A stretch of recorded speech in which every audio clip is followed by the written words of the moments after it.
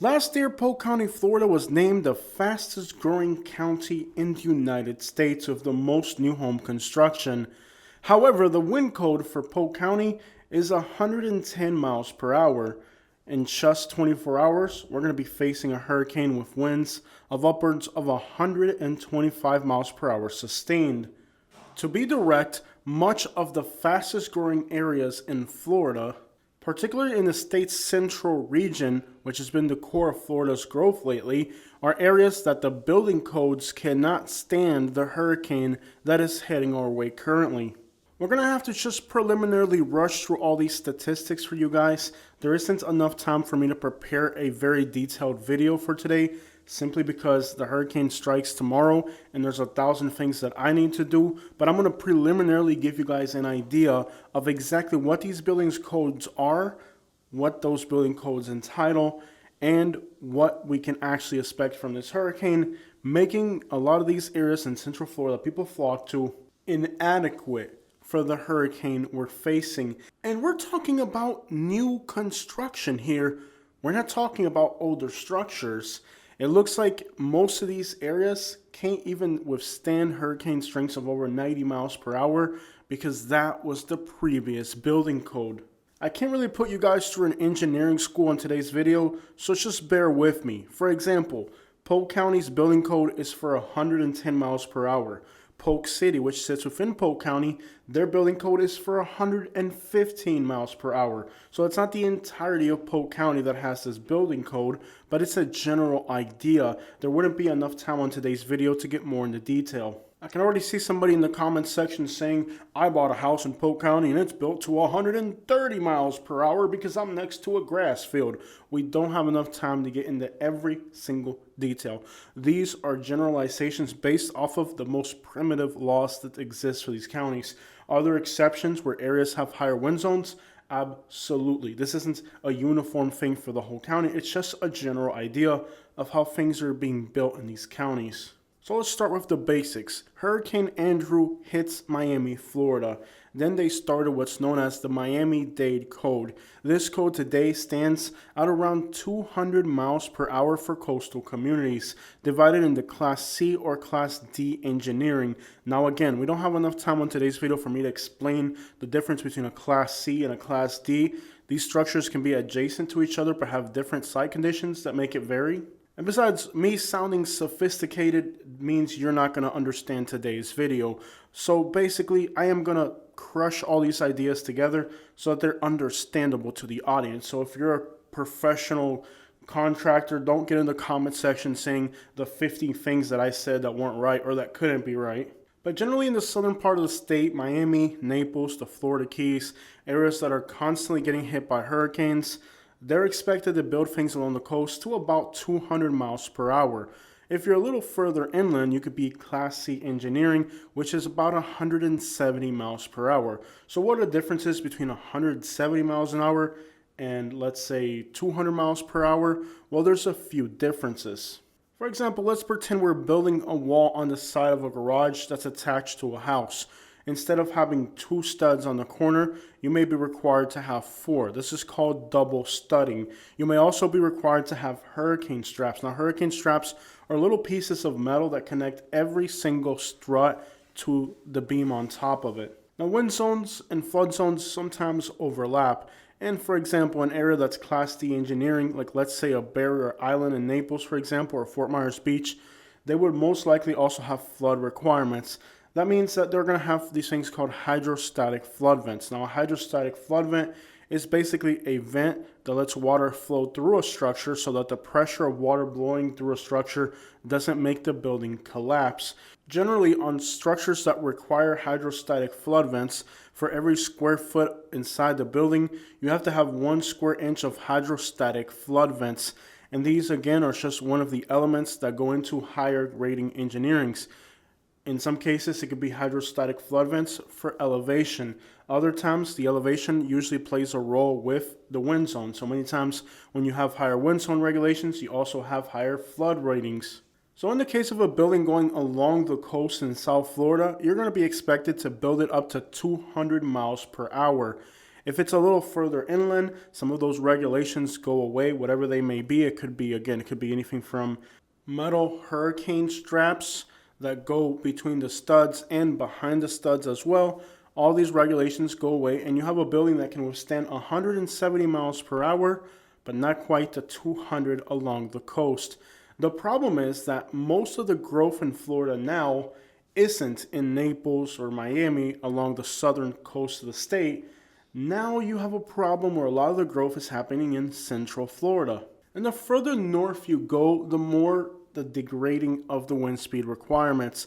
I believe Lee County, Florida hovers between 145 to 155. When you get up to Manatee County, where I currently live, the Bradenton area, any building built after a certain date in 2012 has to be up to 150 miles per hour. However, before that date and further inland, there's buildings that went up and they're only built or engineered up to 90 miles per hour.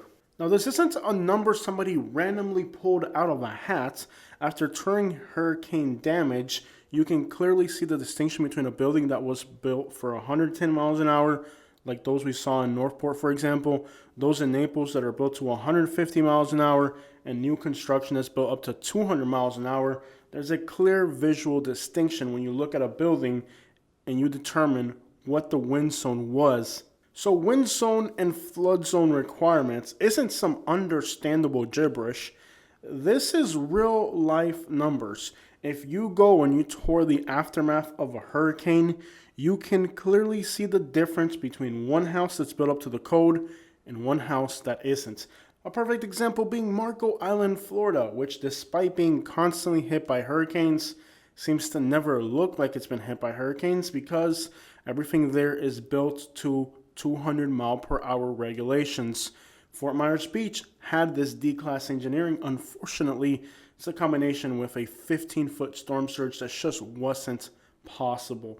But if you go to Fort Myers Beach, you'll notice that all of the newer construction survived, while the previous buildings didn't.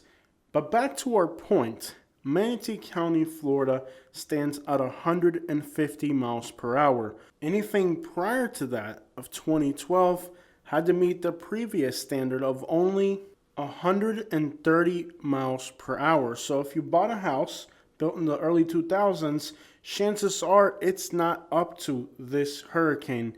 It will be just at the threshold. Now, I don't know about you, but pushing a building's structural engineering capacities to the max and then putting your family inside of that structure to see if it works doesn't sound like something I would volunteer to do. Now, Polk County, Florida, at its closest point to Tampa Bay is around 20 miles.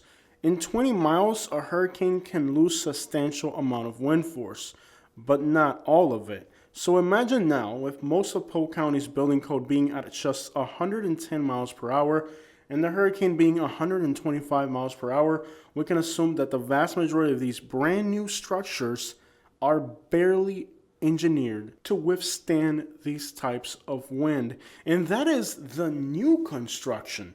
Let's not talk about older building codes. Many people move to Central Florida because the area rarely gets hit by hurricanes. So this direct hit on Central Florida from Hurricane Milton will put to the test many of the new structures that were recently sold to the people that flocked to this area of Florida, not knowing that the buildings that they bought were not built to the strongest hurricane standards. Your new structure is only rated for 110 mile per hour winds, so if something greater than that happens, it's expected to surpass the structural engineering. And I'm not going to say that that's going to happen. Now, there wouldn't be enough time on today's video to go county by county, breaking down every county and city. And cities within a county can have their own wind zone requirements. Like we saw with Polk City, they're at 115, but Polk County is 110. There just wouldn't be enough time on today's video to go every single county in Central Florida. But as a general idea, these home builders were not able to build houses in South Florida anymore because in South Florida, the building codes are stricter, cost more money, and the inspectors are not going to let these requirements slide. But in Central Florida and some of these rural inland counties, builders found that they could build as many houses as they wanted to and they didn't have to worry about the local counties stepping up the wind requirements, since after all, these are small rural counties or other counties that are inland that have never dealt with hurricane impacts. But today, Central Florida is going to get hit from one end to the other with a hurricane that will put to the test most of these inadequate building regulations. Interestingly, the people that move to Central Florida are the ones that are most afraid of hurricanes. Little do they know that you're better off in Naples in a house that's built up to these codes, going through 150-mile-per-hour winds, than you are in Central Florida in a brand new house that you think is up to code, but a strong Category 2 hurricane can engineerly put your structure to its max. Now, the goal of my video is not to terrify people in Central Florida. It is just to let you know that most likely at least your roof is going to fly off. Had you bought a house in Lehigh Acres, Florida, we saw after Hurricane Ian, brand new houses that had just been built get hit with Hurricane Ian, and they had zero structural damage because that's exactly what they were engineered to do. But we know the hurricane that is coming, and we know that the building code only requires 110, maybe 150 in some cases in places like Polk County, and that will most likely be very inadequate. And if you move into other Central Florida counties, it doesn't get any better. These are areas that saw tremendous growth, but they didn't see any type of building code requirements. And interestingly enough, most of the people who are afraid of hurricanes that live in Florida move to this region of the state thinking that here they would be safer, but they're not. You're much safer in Naples, Florida with 145-mile-per-hour winds in a building rated for 170 than you are in a house rated for 110 with winds of maybe 150 and 120. There's a particular community in Naples, Florida. I'm going to omit their name, but they're in North Naples, east of 75. And this beautiful community, they're all over the state of Florida, had supposedly built these buildings to a particular wind speed. However, a hurricane came through and every single red clay tile roof landed on the ground. And it turns out that these roofs, none of them withstood the hurricane. The people in the community thought, well, sure, we could sue them, right? I mean, sure, you want to wait 2, 3, 4, 5 years waiting for a new roof? Or do you just want to pay for it and get it done? Well, with Florida's new lawsuit law signed by the governor, you're not allowed to sue anybody further than 2 years from the date. And if they stop answering these phone calls, you can expect that they'll drag it out beyond 2 years. And once again, the builders and developers are able to take advantage of the same laws that anybody who's a big business in Florida is currently using to avoid any responsibility for their negligence. But at the end of the day, the new law in Florida for lawsuits is 2 years. And many people are going to find that these companies actually didn't even comply with the minimal regulations. But when you call your insurance company, you'll find out that there is a threshold. That's right. You have to have so much damage before they will fix your roof. Now, I dealt with several customers in this particular community, and all of them had the same exact problem. They paid me to haul away new materials that were delivered to their properties by building contractors, particularly roofers, who took a deposit to install a new roof and, well, they never did it. At least they don't have to do it right away. It's a 1-year contract. So if right now your roof is gone and you hire a roofer to redo your roof, in that contract it will likely stipulate that they have 1 year to actually put in your roof. You give them the deposit and you think they're going to start working right away? No, read that contract. They have an entire year to complete the project. So what these roofing contractors do is they send people out just to get contracts and get more contracts. If you start complaining, they'll start to deliver some materials, but they have no intention to actually fix your roof within that right then and there when you want it. And if you don't fix your roof within a few months, it could actually cause leaking and mold and cost $70,000, $80,000, $100,000 of destruction inside of your home. And while that's happening, all the while, your property is getting destroyed and you can't back out because you have a contract. And the materials that they delivered sometimes aren't even relevant to your property. They just do that just to lock you in, to scare you from trying to back out, because now there's these materials on your driveway and you can't get rid of them. Many times they even put it in your driveway, blocking your garage. In other words, they purposely inconvenience you to keep you locked in. But that isn't even my point. My point was that most of these people were quoted under $35,000 and their insurance didn't kick up until $35,000. In other words, it wasn't enough damage for the insurance to have to pay for it. So people were getting quotes for 30, 32,000, but the insurance would only cover if it surpassed 35,000, which none of the quotes that I saw from my customers actually reached 35,000. They were all around the $30 to $32,000 range. So the insurance company knew how much it would cost to repair the roof, and they made their threshold just a little bit higher than that. And those people were all out of pocket, nearly $30,000 a piece. Everybody in the entire community had roof damage. Nobody had enough roof damage to have the insurance company pay for it.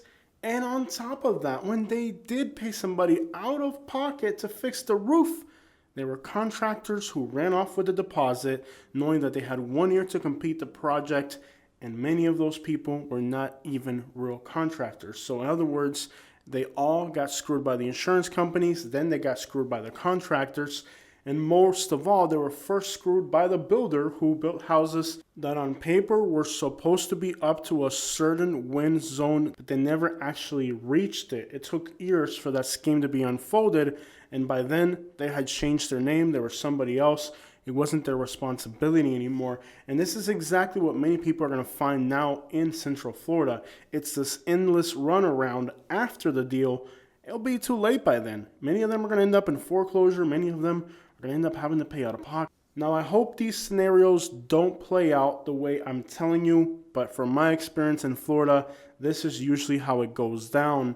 Many of the evacuation centers are not rated to 200 miles an hour. You may assume that if you go to a government shelter that they are up to the highest building codes. But here in Manatee County where I live, they're only expected to go up to 120 miles an hour.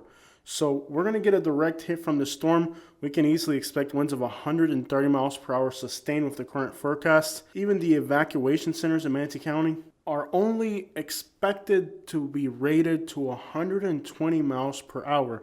Can you imagine that? The evacuation centers in Manatee County are only expected to be 120 miles per hour. Now, I do believe that some of the schools were closed and others were open, and I believe the reason some of these shelters are closed is because they're not up to this particular hurricane. That's why you saw in Manatee County that most of these shelters were closed. So I'm not saying that the particular shelter that you're going to in Manatee County won't be up to 120 miles per hour.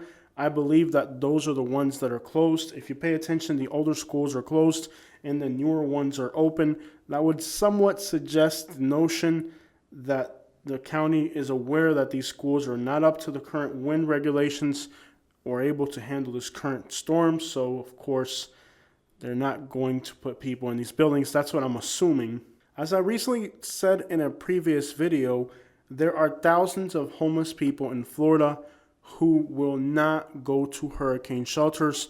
They're going to pass the hurricane intermittently out in the streets. Now, many people called me a liar and said that this is not true. There are shelters for all the homeless. Let me explain something to you about Florida laws, Florida trespassing laws that you may not know. The vast majority, or if not a significant portion of the people who are homeless in Florida were expelled from schools in Florida. If you were expelled from a school in Florida, you can never again in your life step foot in a school in Florida.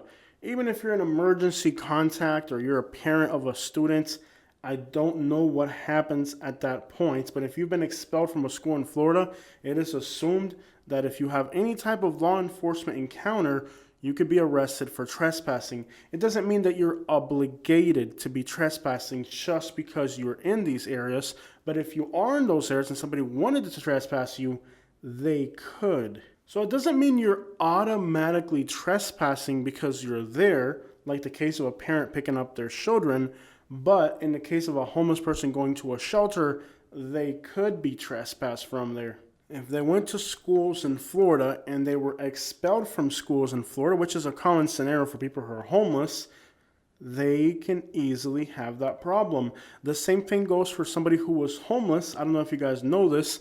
But many of the homeless camps in Florida are on county property. Many of these county properties are part of the school districts.